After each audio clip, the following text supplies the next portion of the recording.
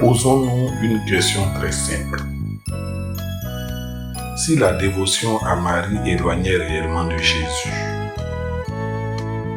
alors pourquoi les plus grands saints de l'histoire de l'Église étaient-ils profondément attachés à la Vierge Marie? Des hommes et des femmes qui ont consacré toute leur vie au Christ ont également aimé Marie avec une immense tendresse. Et pourtant, jamais leur amour pour Marie n'a diminué leur amour pour Jésus. Au contraire, plus ils se rapprochaient de Marie, plus ils aimaient le Christ. C'est là le véritable critère. Une authentique dévotion mariale ne remplace jamais Jésus. Elle conduit toujours à lui. Imaginez un enfant qui veut offrir un cadeau à son père. Il peut y aller seul.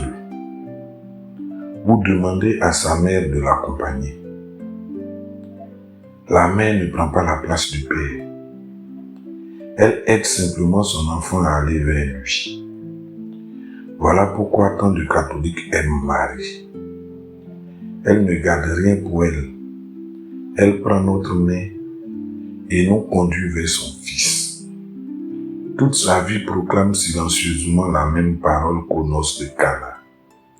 Faites tout ce qu'il vous dira.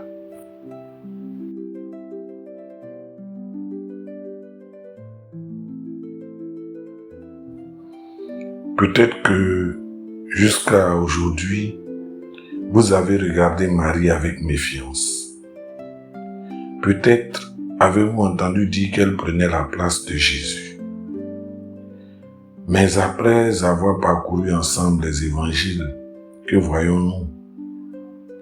À l'Annonciation, Marie accueille le Christ. Chez Élisabeth, elle glorifie Dieu. À Cana, elle renvoie vers Jésus. Au calvaire, elle reste fidèle jusqu'au bout. Et après la résurrection, elle prie avec les disciples dans l'attente de l'Esprit Saint. À chaque étape, Marie est tournée vers Jésus, jamais vers elle-même.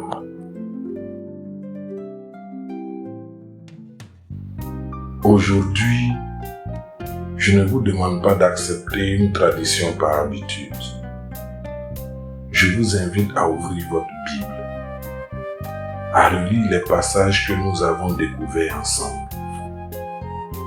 Demandez simplement au Seigneur: Jésus, montre-moi la vérité. Si Marie est réellement celle que tu nous as donnée,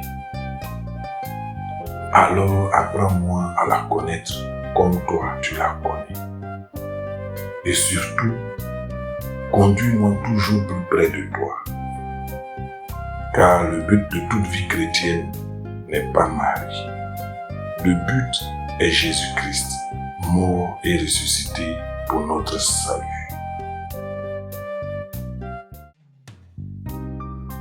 Merci d'avoir suivi cet épisode jusqu'au bout. Si cette vidéo vous a permis de mieux comprendre la foi catholique, partagez-la autour de vous. Elle pourra peut-être répondre aux questions d'un proche ou dissiper un malentendu. Dites-nous également en commentaire qu'est-ce qui vous a le plus marqué dans les passages bibliques que nous avons étudiés aujourd'hui. Et si vous souhaitez découvrir d'autres vidéos qui expliquent la foi catholique avec la Bible, les pères de l'Église et l'histoire, pensez à vous abonner et à activer la cloche. Que le Seigneur Jésus, riche en miséricorde, vous bénisse abondamment. Et que la Vierge Marie intercède pour vous, afin que votre cœur demeure toujours tourné vers son Fils. À très bientôt.